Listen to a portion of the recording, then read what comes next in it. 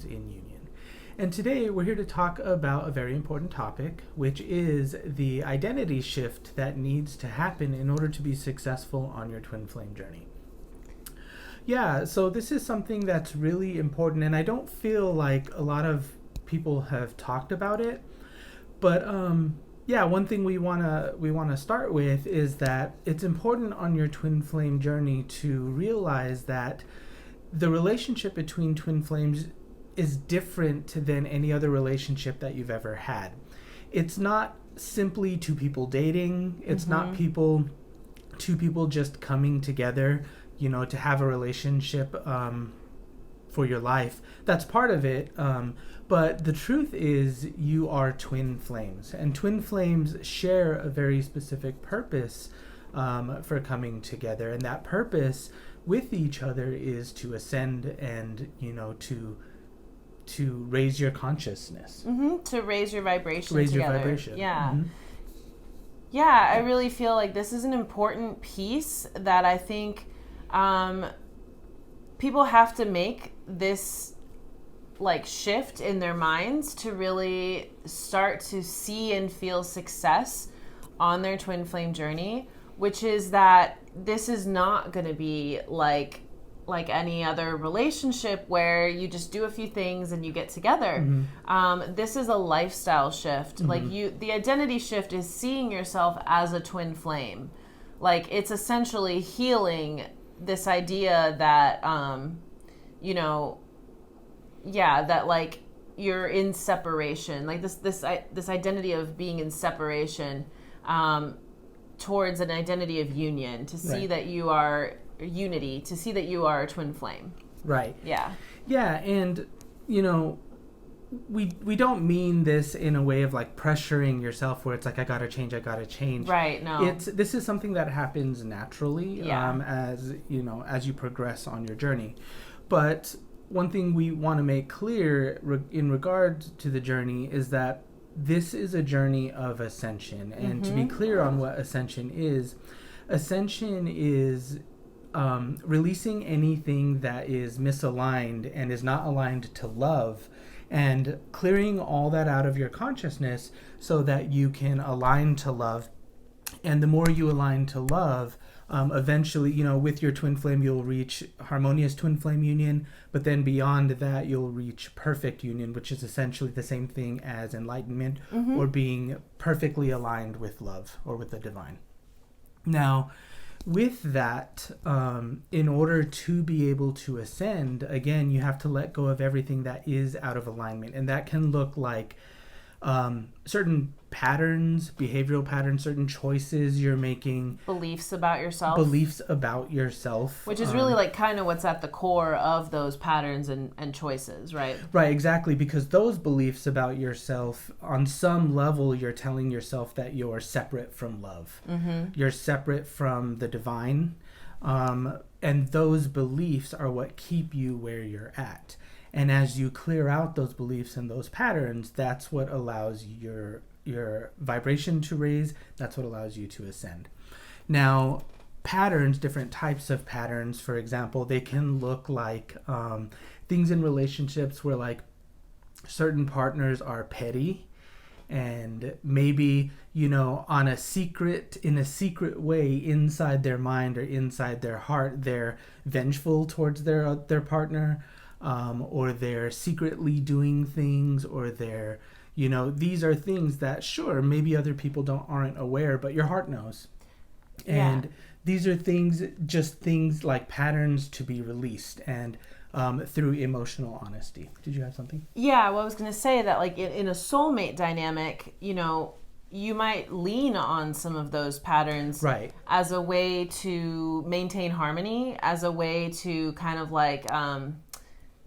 get your way or maintain harmony, basically, right? Because a romantic relationship between people who are not twin flames, between soulmates, it basically, does rely on maintaining a harmony. You both have to come to an agreement to maintain harmony. And sometimes what ends up happening is after a while, you have to kind of like take from yourself in certain places. And there's the agreement that they're going to take from themselves in certain places, and you're going to maintain harmony through this kind of like agreement. As opposed to with your twin flame, that will not work. Right. You maintain harmony with your twin flame by maintaining harmony within yourself. Right. Right. Yeah, that's really good. Like the typical like things that work in regular non-twin flame relationships, whether that be tit for tat like tactics, like trading, bargaining, games that you play, blocking, unblocking from social media, like all of these sorts of things to on some level try to control the relationship will not work. Now, everyone does these sorts of things, so it's like you don't have to like beat yourself up about it if you have these sorts of behaviors. But the point that I'm trying to make is that these behaviors are what keep you where you're at. And it's emotional honesty with yourself that when you acknowledge and identify these things within yourself, it's your responsibility to release them, because ultimately releasing them is what's going to help you magnetize your twin flame to you. Releasing them is actually you partnering with your twin flame inwardly to ascend and to align to divine love. And I can give an example in my own experience. As mentioned before, it doesn't always have to be like games or those sorts of behaviors. Right. It can be something that you believe about yourself. In my case, one of my core blocks before me and Christina were able to come together was how I felt about feeling worthy about love.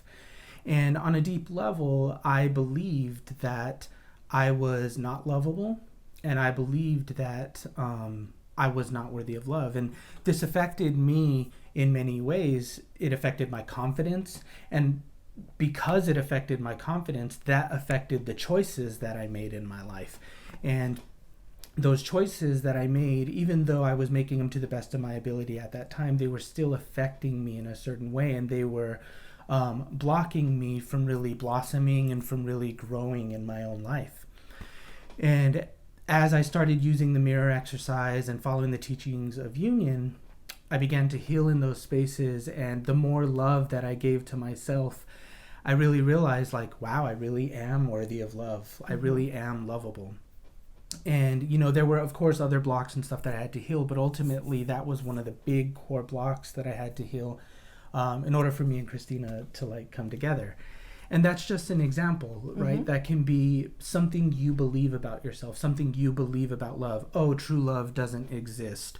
Oh, you know, I must be naive for believing true love. Yeah. You know, these are just patterns, and they're just feelings. They're not the truth, and you uncover the truth through the mirror exercise. Yeah, so ultimately it's when you clear out those patterns that as you heal, your twin flame heals. That's how you're partnering together to ascend. Yeah, and so the big identity shift that needs to happen is, you know, recognizing that this is a lifestyle. Yes. Right? It's a lifestyle of loving yourself. It's a lifestyle of choosing to expand in love, choosing to always like grow. And it's not, I'm going to do these things so we can get together. Maybe that'll work and you'll get like a superficial win for a little while, but that's not going to actually generate like a stable, sustained, you know, harmonious union with your twin flame. Like you have to truly go all in with the choice to like adopt love as a lifestyle.